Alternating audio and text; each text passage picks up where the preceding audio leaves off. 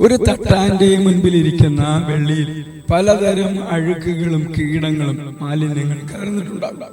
അത് അങ്ങനെ തന്നെ ഇരുന്നാൽ അതുകൊണ്ട് മനോഹരമായ ഒരു ആഭരണമോ പാത്രമോ ഉണ്ടാക്കാൻ കഴിയില്ല. എന്നാൽ തട്ടാൻ അതിനെ കഠിനമായ തീയിൽ ഉരുക്കി അതിലെ മാലിന്യങ്ങളെല്ലാം നീക്കിക്കളയുമ്പോൾ മാത്രമാണ് അവന് വിചാരിച്ചതുപോലെ ഒരു വിലയേറിയ ഉരുപ്പടി നിർമ്മിക്കാൻ സാധിക്കുന്നത്. ഇതുപോലെ തന്നെയാണ് നമ്മുടെ ജീവിതവും. ദൈവവചനം ഇപ്രകാരം പറയുന്നു, കർത്താവ് വെള്ളി ഉരുക്കി വെടിപ്പാക്കുന്നവനെ പോലെ ഇരിക്കും.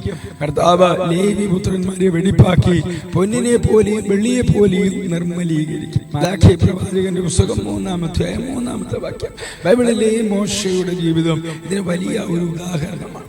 ഈജിപ്തിലെ കൊട്ടാരത്തിൽ വളർന്ന മോശയിൽ കോപവും അഹങ്കാരവും ഒക്കെയുമാകുന്ന കീടങ്ങൾ ഉണ്ടായിരുന്നു.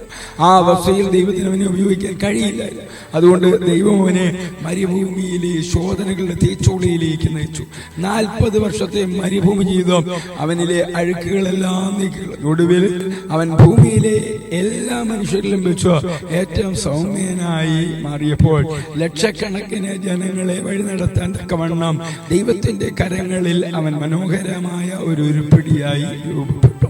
ദൈവം നിങ്ങളെ കഷ്ടതയുടെ ചൂളയിലിടുന്നത് തകർക്കാനല്ല, നിങ്ങളിലുള്ള അഴുക്കുകളെ നീക്കി നിങ്ങളെ ശുദ്ധീകരിക്കാനാണ്. ഒരു ശില്പി കല്ലിലെ അനാവശ്യ ഭാഗങ്ങൾ വെട്ടിമാറ്റുമ്പോഴാണ് അതിൽ നിന്ന് മനോഹരമായ ശില്പം പിരിയുന്നത്. അതുപോലെ ദൈവം നമ്മുടെ കുറവുകൾ നീക്കുമ്പോൾ നാം മനോഹരമായി മാറും. എന്റെ ഉപദേശം ഇതാണ്: നിങ്ങളുടെ ജീവിതത്തിൽ ഉണ്ടാകുന്ന ശോധനകളെയും തിരുത്തലുകളെയും കണ്ട് ഭയപ്പെടരുത്. തട്ടാൻ വെള്ളിയെ തീയിലിടുന്നത് അതിനുള്ള ദേഷ്യം കൊണ്ടല്ല, അതിനെ വിലയേറിയതാക്കി മാറ്റാൻ വേണ്ടിയാണ്. നിങ്ങളുടെ ജീവിതത്തിലുള്ള അഹങ്കാരം, കയ്പ്, പാപം തുടങ്ങിയ കീടങ്ങളെ ദൈവവചനമാകുന്ന അഗ്നിയിൽ നീക്കിക്കളയുവാൻ നിങ്ങളെ തന്നെ സമർപ്പിക്കുക.